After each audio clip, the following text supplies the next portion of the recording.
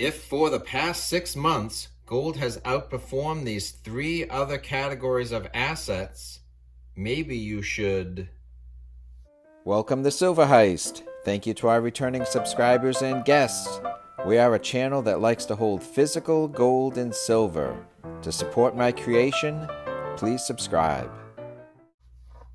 Good morning. I've got my morning coffee ready. I've got a box of gold and silver to open and some of my gold at my fingertips as I discuss the latest news. So one thing I want to point out is that for the past 6 months, gold has actually outperformed three different categories of assets. So while we see news and ongoing news about inflation, we wonder if gold is performing as an inflation hedge as expected. So instead of comparing gold to inflation, I'm going to compare it to something else, something which will demonstrate to you that gold is performing as a hedge against risk right now.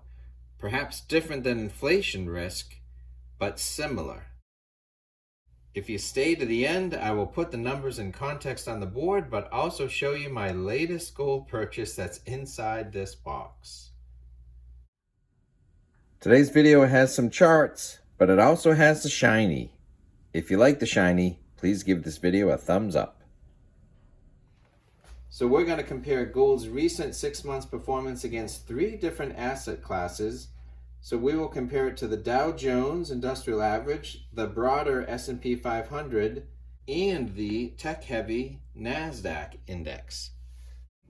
So as I show these charts, you can see in the yellow box the change in percentage for the past 6 months for the Dow Jones down.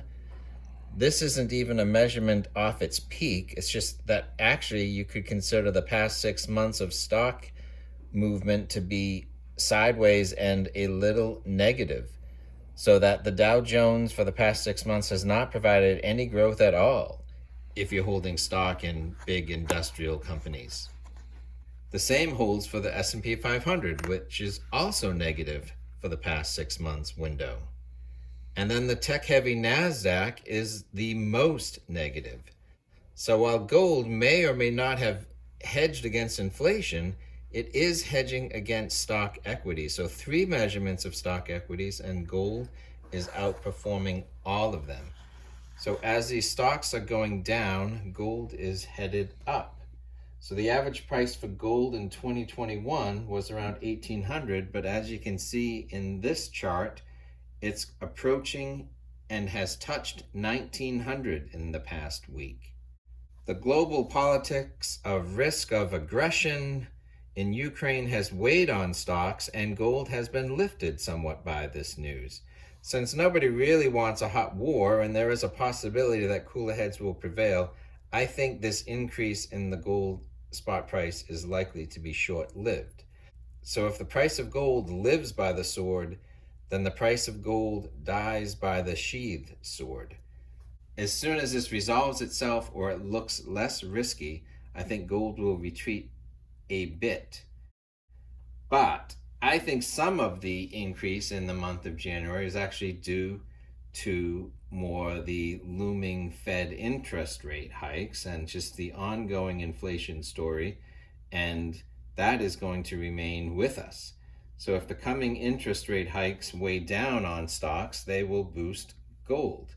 So the past 6 weeks have shown that gold has been a hedge. But instead of a hedge against inflation, it's been more of a hedge against stock risk. Whether the stocks are at risk from changing interest rate environment or if the stocks are at risk from rising military tensions, it's still a stock risk. And gold has performed the past 6 weeks. So getting back to our table, for the past 6 months, the Dow is down 2%, S&P down over 1%, NASDAQ down 6%, while gold is up over 6%. Not dramatic, but real, and it's measurable, and perhaps a sign of future patterns. So let's see the gold.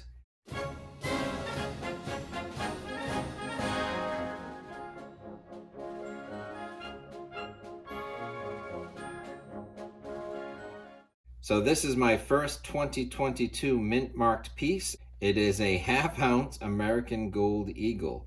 So if I'm not stacking silver, or if I'm not making a regular purchase of a 1/10 Gold Eagle, this half-ounce size is one of my favorite stacking bullion pieces for getting the most weight for the dollar inside my budget with a recognizable name brand hometown coin.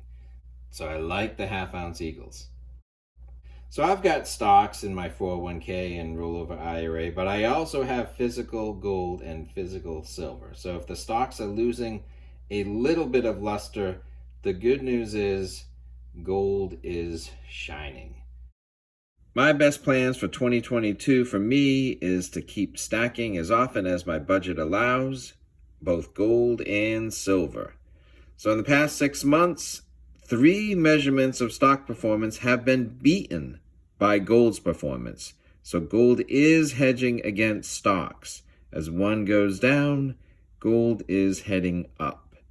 So how are your 2022 stacking plans holding up? Let us know in the comments below. Please give this video a thumbs up. Thanks for watching.